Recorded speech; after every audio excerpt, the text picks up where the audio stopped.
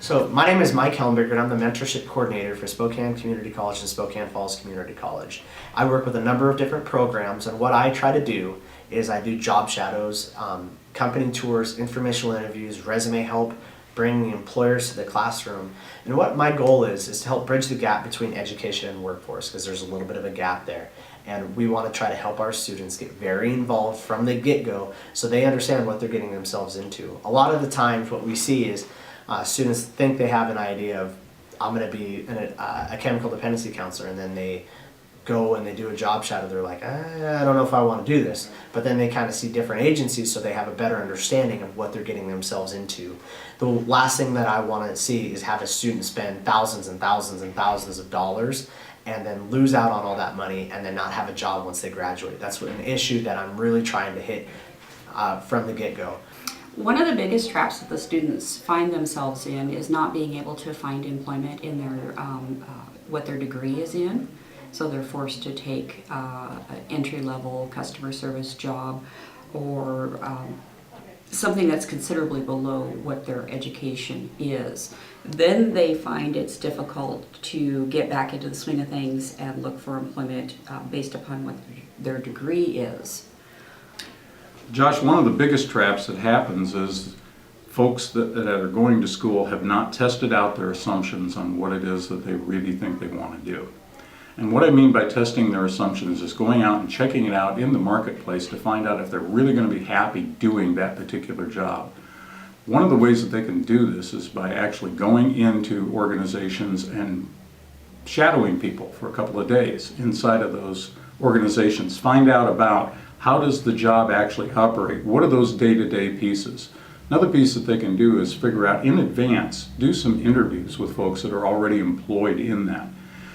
It's a terrible thing to waste 4 years going through school, get your degree, be ready to go, and then figure out that what you've got your degree in isn't something that you really want to do.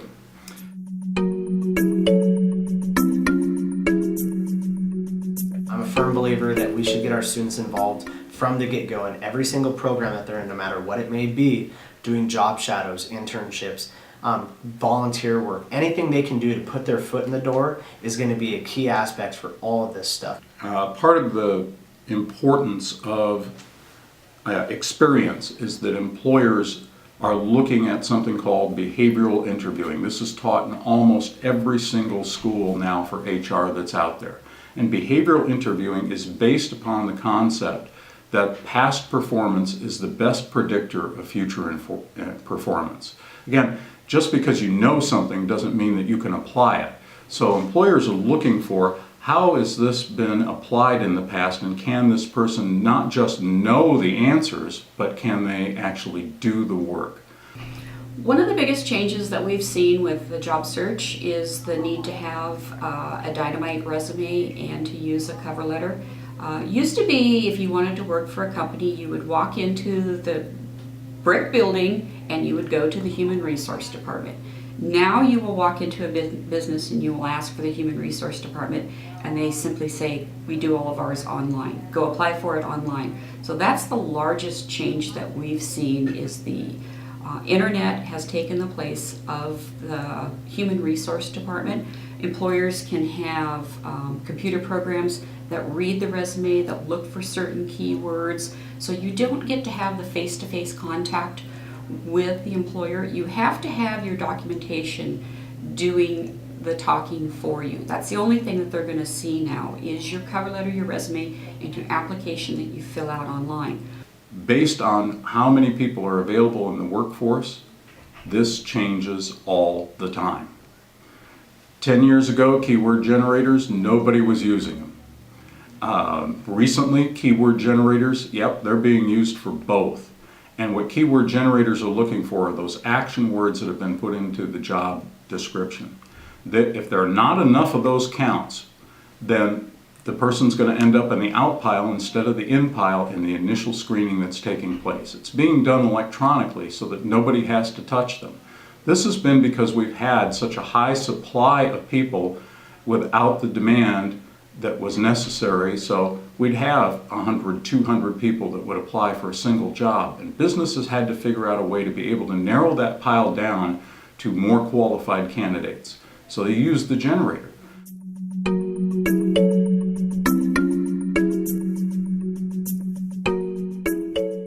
One of the things I think students should do is they need to get themselves out there a little bit more. I always hear the thought, I don't have time for this. It's your future. You have to be very involved with what you're trying to do. Doing a job shadow or an informational interview with an employer takes 2 to 3 hours out of a week, and that's just one day. There's plenty of time to get yourself involved, because the last thing I want to see you do is do this and then find out it's something you don't want to do down the road. So you need to know your industry, and you need to realize what is the standard for your industry. And there's a lot of different ways to work. We encourage job seekers not to use just one method. Don't just apply for jobs online. Pick up the phone, make some calls to the employer, but you don't want to ask them is, are you hiring? You want to do an informational call with them. So you want to talk to the employer, engage them in conversation, and get them to tell you a little bit about their business. When you're putting together your job search strategy, you want to get a feel for what's going on within your industry. So if you just say, are you hiring? A lot of times they'll say no. You hang up the phone and you haven't gained any additional information that you need. You need to know if there's a project coming up. Is that an employer you want to keep on your contact list and follow up with them? Or is that a dead employer, no go, give it up and move on to a new one? A lot of the students have a tendency to think that this takes place after they've completed the degree. One of the important steps is to actually be involved in that discipline before you graduate. And the way that you do that, you accept an internship as part of your schooling. Go out and do volunteerism. Work with an organization that it wants to utilize the skill sets that you're developing so that you can show that you've actually applied those.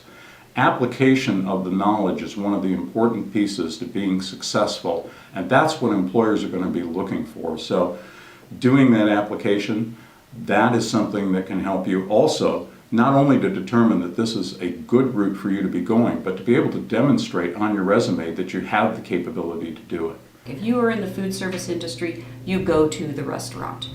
If you are a professional academic person, you need to have professional contacts. If you're an archaeologist, you better have been to digs on site doing the work, have recommendations from your professors, and you use your networking contacts to get job leads. If you are a construction worker, it still works to go to the construction site, see if you can talk to the crew boss, and be prepared to start immediately. A lot of the job searching though nowadays is online, and you still will do the research and apply for the job on the employer's internet website. But as we continue to see people from my age group that are leaving the workforce, and we start to see fewer and fewer people available in the workforce, this can change. And it can also change just based on what sector the individual is going to be employed in. If there's a shortage of qualified individuals within a sector, it's less likely that they're going to use one of these generators to be able to do that pre-screen, because they want to cast their net as wide as possible. So what I would say to people looking at this and thinking about this is, it's going to depend on what's going on in the marketplace today.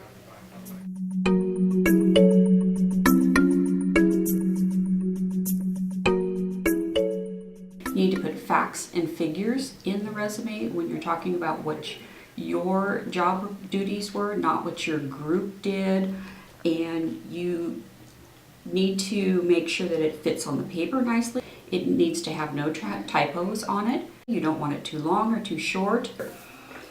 This is considered the hot zone of the resume. So you want to make sure that you are targeting it towards the position that you're applying for. Of course, have your contact information in the top, and then you want to have a summary of skills. The skills that is specific to that employer that they're asking for in their job description, or skills that you know is going to be important to that employer based upon what the occupation is that you're applying for.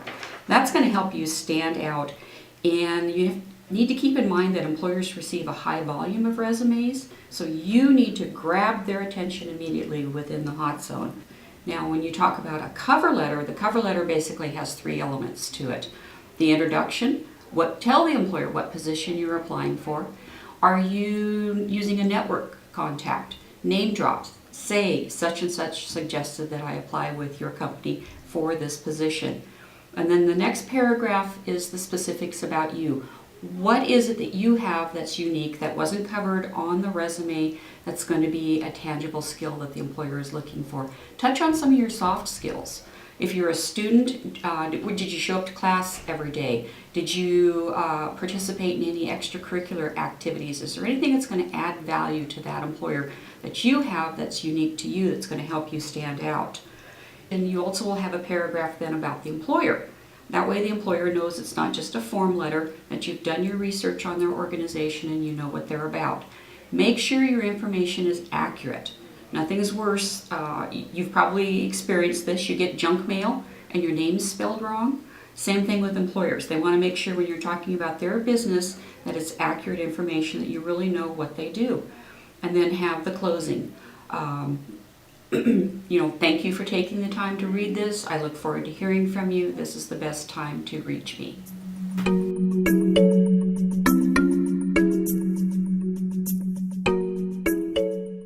So this is a great point for people in education to think about how they're going to be able to demonstrate that. Again, if you can do something with an internship, a volunteership, work during the summer for one of the organizations during that break, do something that is related to the type of work that you're going to be doing. That's how you're going to be able to demonstrate that you can actually do it. Donna, what scams should students be aware of? There's a lot of scams out there on the internet. There are some websites that are notorious for having scams on them. You have to use common sense. If it sounds too good to be true, it is. If they tell you you can be a cashier and they're going to pay you $25 an hour, and all you have to do is send them your bank routing number and your mother's maiden name, it's a scam. So you want to be a little cautious when you're applying to what's considered a blind ad, either from an advertisement in the newspaper or from one of the websites that doesn't tell you who the employer's name is. Don't give them a lot of personal information, and then make sure that they contact you back. They tell you what their business is and allow you to do some research on the company. Also, if they ask you to purchase a prepaid Visa card, debit card, and put money on it, that's a scam. You shouldn't have to pay to get a job unless you're going to an employment agency that's considered a headhunter. Then you would pay for their service. But off of the internet, if they ask you to pay $20 to get the application to apply for a specific job, that's a scam. Or if they're telling you you will get hired right away, most employers don't make the job announcement until they've met until they've met you face to face. A lot of times nowadays in the labor market, you'll go through 2, maybe 3 interviews. You may have a phone screening interview and then meet face to face with an employer, or if it's a long distance one, because you're relocating, you'll do a Skype interview, but you don't get hired instantly right off of a job posting on the internet. Most employers are going to be looking for past performance. They want to see that you can apply things. I mean, head knowledge is great, but everybody I think now knows how to lose weight. It doesn't mean that we